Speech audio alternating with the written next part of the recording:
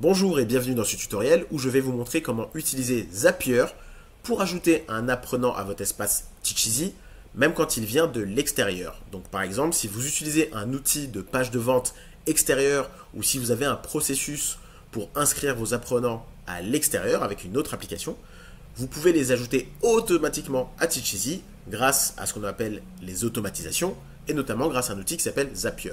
Donc la première chose à faire, c'est d'aller dans Outils marketing, automatisation, et vous allez ici récupérer ce qu'on appelle une clé d'API. Donc ici, vous pouvez, si vous n'en avez pas, vous pouvez la générer, et ensuite vous pouvez d'ailleurs en régénérer, la supprimer, etc. Attention, quand vous en utilisez une, il ne faudra pas la perdre. Donc si vous en régénérez une ou si vous la supprimez, il faudra aller mettre à jour dans les différents endroits où vous utilisez cette clé d'API.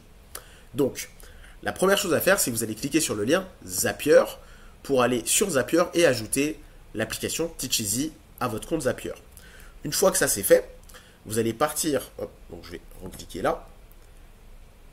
On va cliquer accepter l'invitation. Alors moi c'est déjà le cas, mais on va recliquer dessus. Et vous allez pouvoir créer un nouveau Zap. Donc là, dans ce nouveau Zap, c'est là où on va ajouter les différentes applications d'entrée, en fait, l'application qui va envoyer les infos, et ensuite l'application de sortie qui reçoit les infos, dans notre cas, Teacheasy.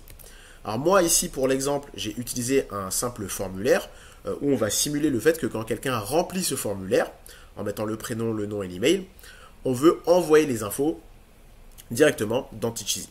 Donc ce formulaire, je l'ai créé sur un outil qui s'appelle Tally. Et donc, forcément, naturellement, ce qu'on va vouloir faire, c'est ici, quand on crée notre nouveau Zap, c'est choisir l'application Tally. On choisit l'application Tally et vous, dans votre cas, en fonction de l'application que vous allez choisir, vous allez sélectionner les différents moyens de vous authentifier et de choisir la source d'entrée. Ça, c'est propre à tout le monde, donc je ne rentrerai pas dans le détail. Par contre, ce qui compte, c'est la partie sortie. Donc, on va ajouter une étape.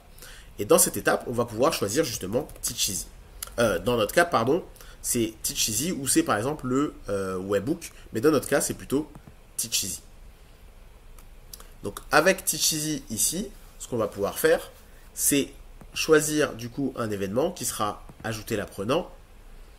Et ensuite, on va pouvoir faire continuer. On va pouvoir aller se connecter à notre compte Teacheasy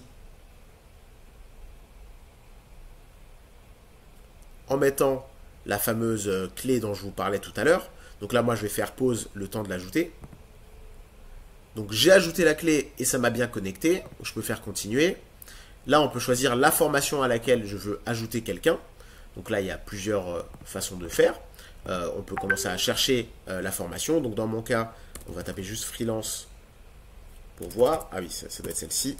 Freelance, voilà, elle est là. Changer de vie, devenez freelance. On choisit celle-ci. On choisit ensuite d'autres formations si on veut en ajouter, mais ce n'est pas obligatoire. Et on choisit maintenant, on va faire ce qu'on appelle le mapping, c'est-à-dire l'association. Le prénom chez Teacheasy, on va préciser dans les données qui viennent de Tally à quoi il correspond. Dans mon cas, j'ai créé une donnée qui s'appelle prénom, donc on va aller la récupérer. Donc, prénom. Ensuite, on va pouvoir dire au nom, je veux associer la donnée qui s'appelle, dans mon cas à moi, nom. Hop. Nom ici. Hop.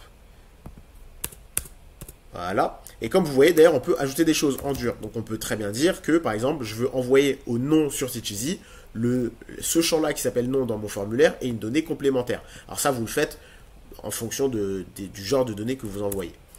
Ensuite, on ferme ça. On va faire email. Et on va faire, du coup, hop, pas ici, mais dans le champ de recherche ici, email. Et choisir l'email qui vient de Tally. On fait continuer.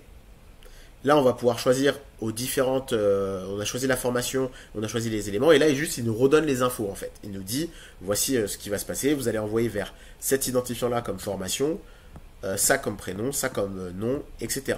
Ensuite, je peux faire tester le step. Et si je fais ça, ça va envoyer, du coup, les données tests sur Teacheasy pour que je puisse vérifier que ça fonctionne bien. Là, on ne va pas le faire. On fait skip le test. Oui. Et ensuite, on peut faire publier. Et voilà. Et vous aurez ensuite votre chose qui est prête. À chaque fois qu'on va remplir un élément dans Tally, ça ajoutera l'apprenant dans Teacheasy. Donc ici, rappelez-vous encore une fois, Tally peut être remplacé par n'importe quoi. Et donc voilà, on arrive à la fin de ce tutoriel.